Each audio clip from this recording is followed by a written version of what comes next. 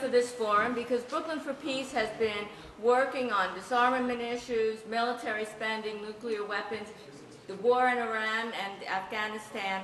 We've been working on these for years, but we also know, especially with the downturn in the economy, that the impact on domestic spending, on social justice issues, has been tremendous in this country. And there are many, many good people working on these domestic issues that sometimes don't think about the implications of the runaway spending on the military. And so now we're going to have Jo Comerford from the National Priorities Project. She has been working for years on looking at what the priorities of this country are when you see where the money goes. And she's going to tell us some very striking, some very disheartening news about how much of the New York City budget, how much of the New York State budget goes towards military spending, and again, for the wars, but also even when there aren't wars, the tremendous amount of resources that this country spends on the military and what that could be buying for our communities. Thank you. Good evening, everyone. Good evening. I'm very happy to be with you. I'm really grateful to the great organizing of Brooklyn for Peace. Really was so inspired by Councilwoman James and her call for this revolution in values, drawn down from Dr. King and his call to us so many years ago. And what a great panel of folks. So I'm really grateful to be with you. I should say, and I was telling some of you, that what's happening in Brooklyn is happening across the country. So tonight, not only are you, and I love that Councilwoman James talked about other meetings this evening in New York, other places around the country, two things are happening that are very similar to what's happening here. One is that mayors and city councils are filing similar resolutions. There's one happening, for example, in Portland City Council saying we're spending too much money on the war. The mayor of Binghamton put up a cost of war counter because he had the same analysis, and on and on and on across the country. And the other thing that's happening is that people are making the connection between economic and environmental justice and peace, and understanding that we will only prevail if we link these three extraordinarily powerful and interlinked movements and make a little hay, as we say in Massachusetts, and do something about it, organize, push up, as some people say, to the federal government. And, you know, one of the things I'm mindful of is that when President Obama was organizing, right, he's an organizer, and when he was running his campaign, he said, stay awake with me and push me to my better self. And so I feel like evenings like this are actually in solidarity with the president who so many of us worked for in his election. So I'm very excited to be with you and to talk about the federal budget. So at NPP, we have two main goals. We both make this huge pot of money called the federal budget accessible by localizing and contextualizing it, and we get it as hopefully into a concrete place as possible so that folks like you, good organizers like you, can do something about it. So what I'm going to talk about this evening is the federal budget, and hopefully I'll be able to talk from the perspective of tax day, which is of course Thursday, and where the taxes on your labor went in 2009, all the way to the reality that we're experiencing right now in 2010, and then looking forward. Because right now in the federal budget cycle, this is the most important time of the entire calendar year to make your voices known. So the fact that you're here and you're so charged, and this is such a powerful community, sends a very strong message, I think, to me in terms of what you will be able to do, weighing in on the 2011 federal budget, which is under process right now in the Budgeting and Appropriations Committee in Congress, to be then voted in by October 1st of this fall. So with that in mind, we'll go on. Let's see where I am. Here we go. All right. So let's start first looking forward. This is the 2011 federal budget. So federal spending, as you know, is made up of mandatory spending, that's the red piece of the pie, and discretionary spending. And in greater and greater amounts, it's made up of interest on the debt. This is not debt. This is not the debt reduction. This is just servicing the debt, right? So right now, our nation has $12.6 trillion debt. That debt was doubled So it's in large part because of actually the Bush administration and some tax cuts for the wealthy. President Obama's stimulus also contributed, but it's not the major factor for this large debt. So I want to focus this evening on the yellow piece of the pie because this is the discretionary part of the budget. Discretionary, as Councilwoman James reminded us, is at Congress's discretion and therefore the constituents' discretion, meaning it's voted in every single year. The mandatory spending, that's Social Security, Medicaid, Medicare, food stamps, and that's more need-based. It's harder to change. It's illustrated by the health reform conversation that was decades long in our country.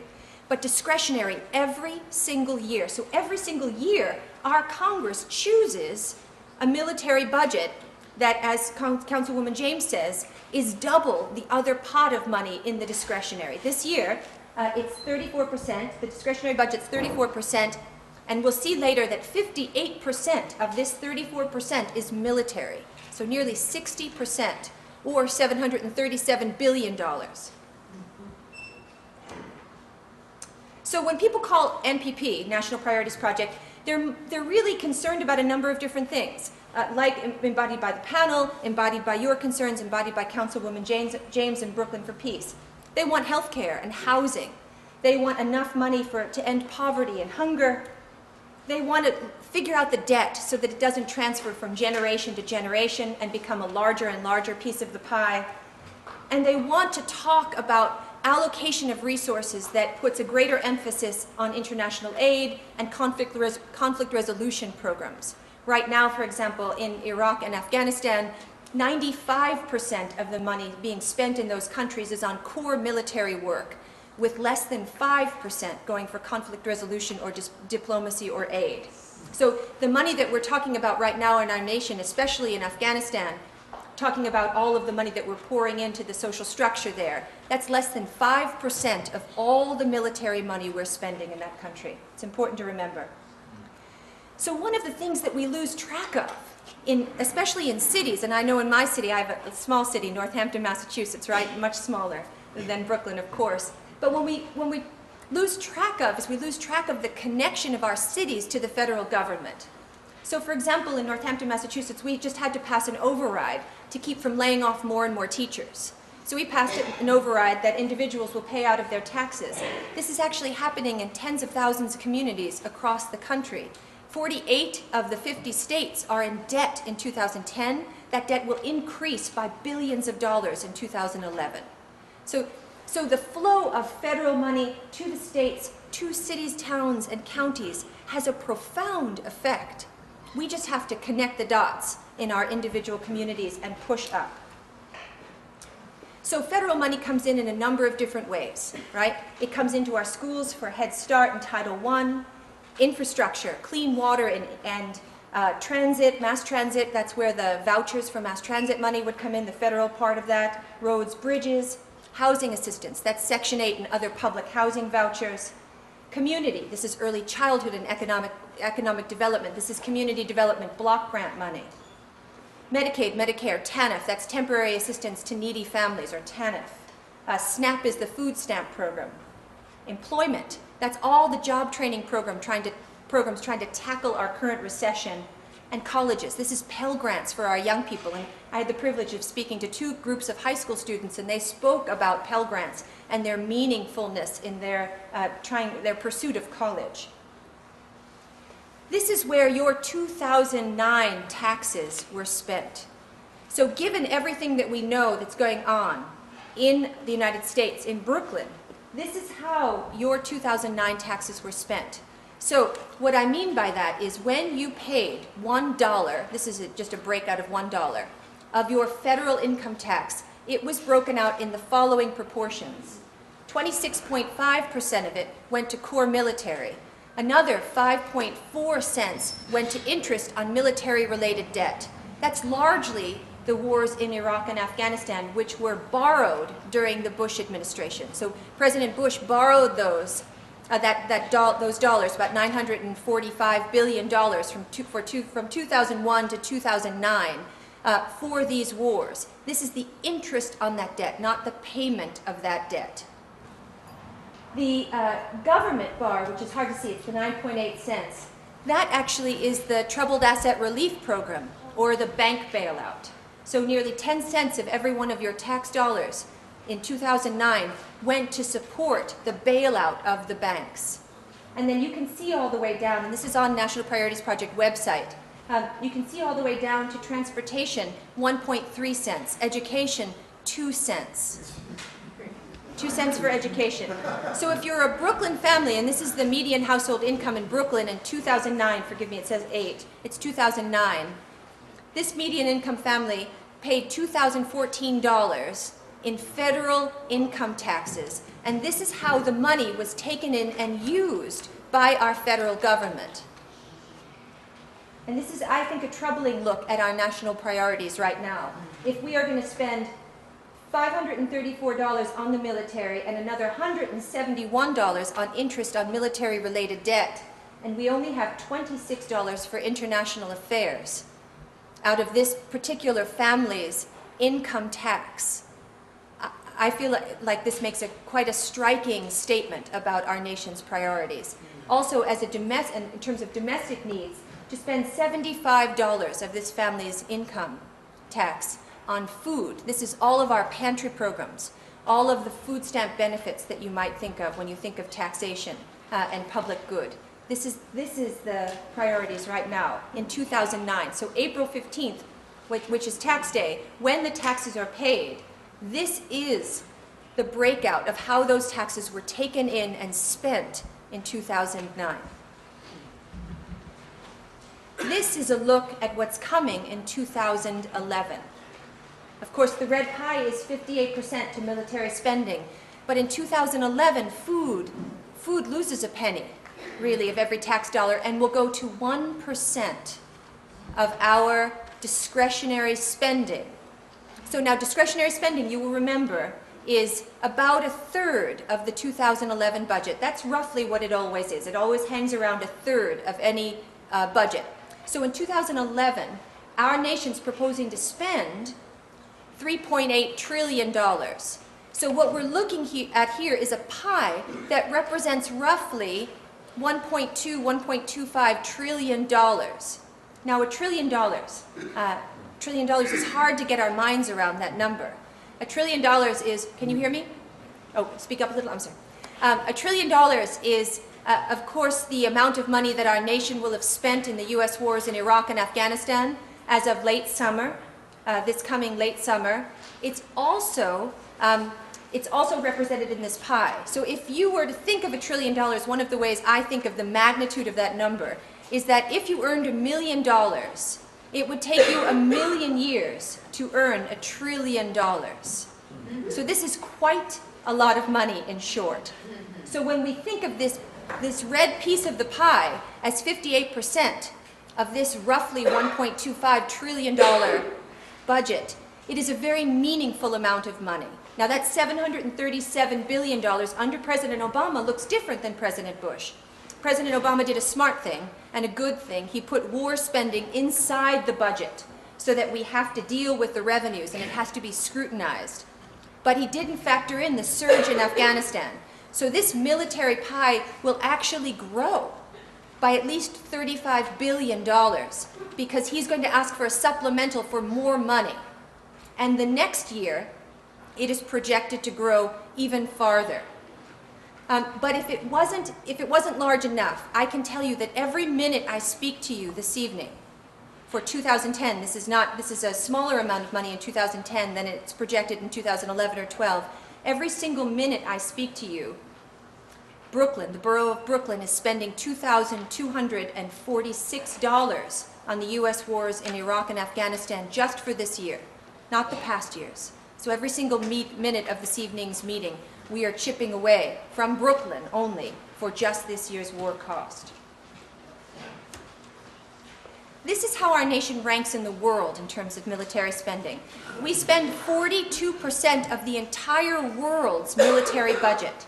So one of the things that people often say is that of course we have to spend that much money because we have to defend ourselves against other countries. Well, the little green sliver are the countries that President Bush referred to as the rogue states, right? The axis of evil, they were once called. They take up actually less. We couldn't make the sliver smaller. It's less than 1% of the total world's military spending. And then the United States at 42%. This is an important lesson. This is the historic lesson of discretionary versus military spending. Now, this line chart begins in '77. There was a time before the Cold War when our nation actually sent more money to cities and towns and states than it spent on the military.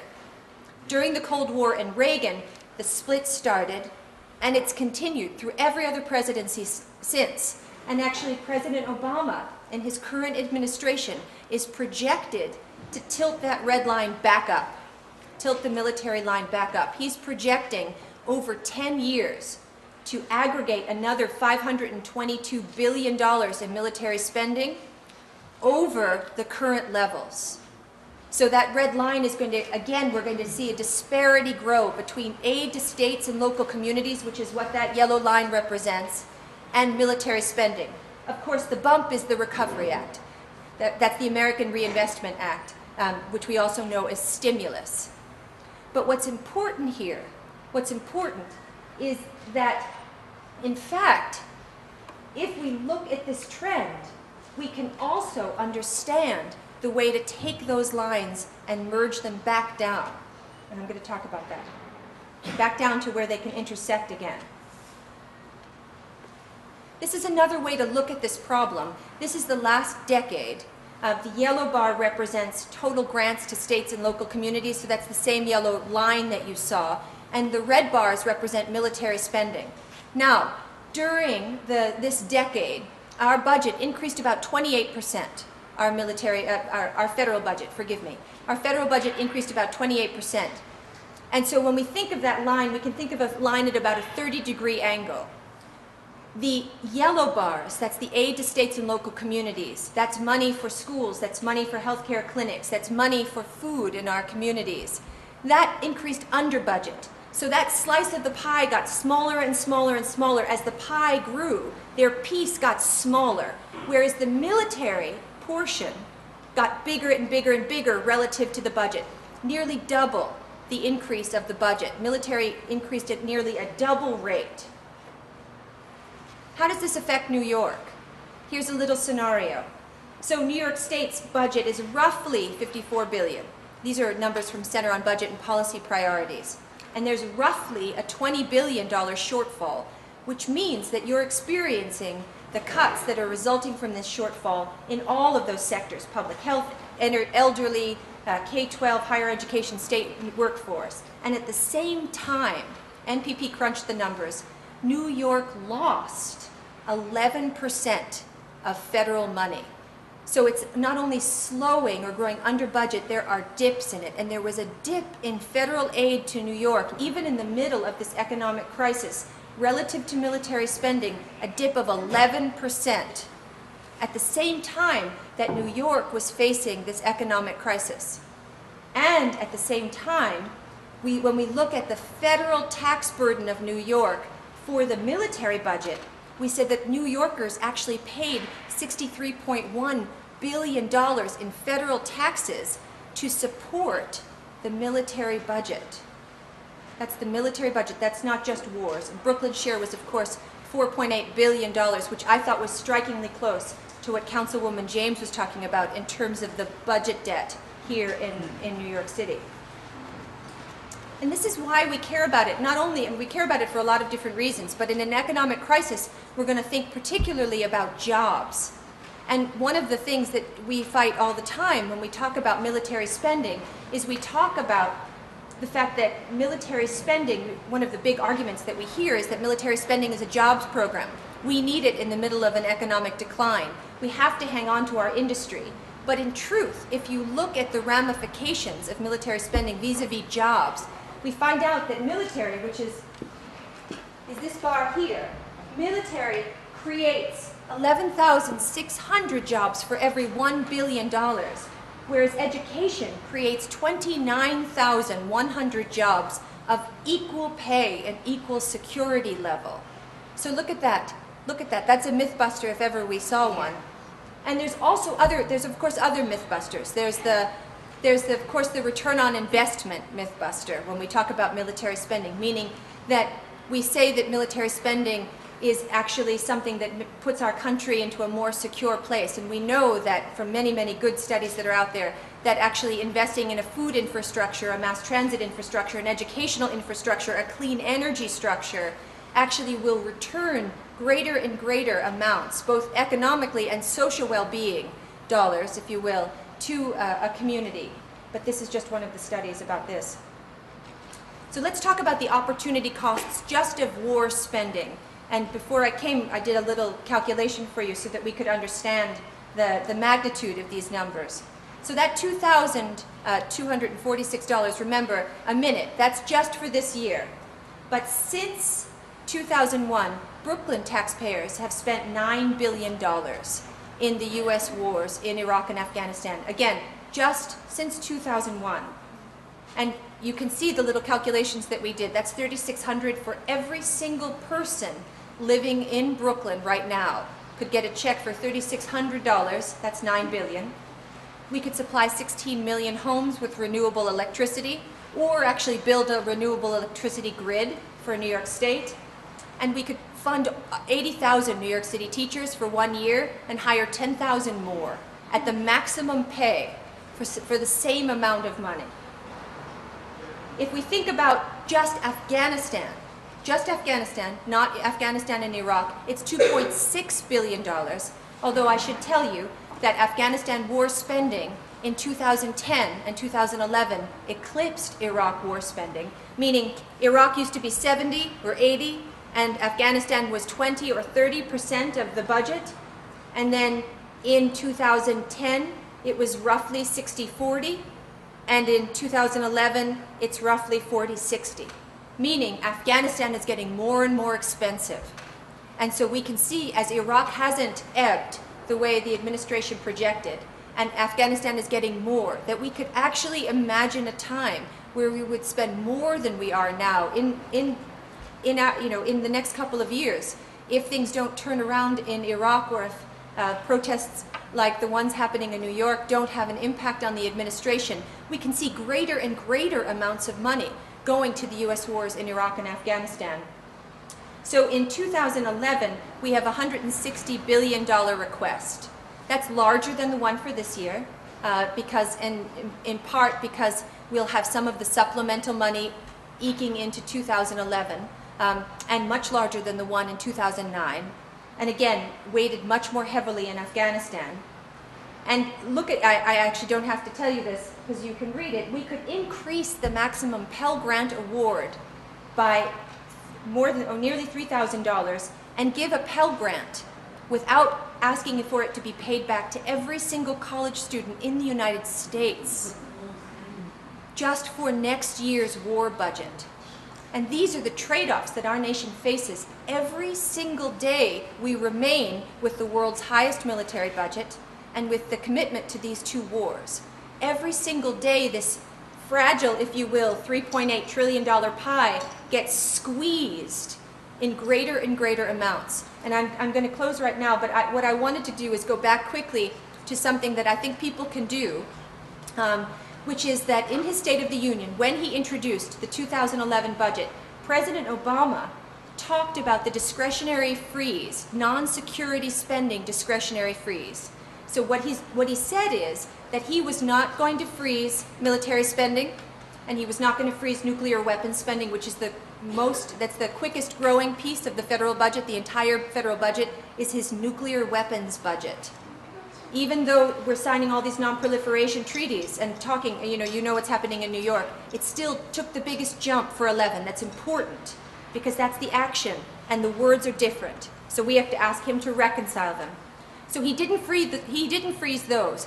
What he did freeze was what he called non-security, meaning education, transportation, environment, healthcare, non-security discretionary spending, which he hopes to actually over a decade save about $330 billion, right? We have a $12.6 trillion budget, debt. So that's not a meaningful dent in that. So he's taking basically 11% of the 2011 budget and he's putting it under a microscope and squeezing it even more. So what you could do right now, it's budget season right now, you can pick up the phone tomorrow and call your congresspeople, call your senators and say, everything's about security. Healthcare is about security. My kids' education is about security. I want the same kind of scrutiny. If you care about debt and deficit, it's a fine thing to care about. But we need to look at the entire $3.8 trillion for the same kinds of efficiencies as he's looking at from the 11% of what's called non-security discretionary spending. There are billions of dollars in the $737 billion military budget. There are at least $60 billion in outdated Cold War weapons. There's $295 billion in overruns, cost overruns, and project delays in Pentagon spending, and there's many billions more than that. And I think we should ask for the same kind of scrutiny in the $737 billion as we're actually giving in the rest of the budget called discretionary spending. So I'll leave it for here. I'm grateful to you all for coming.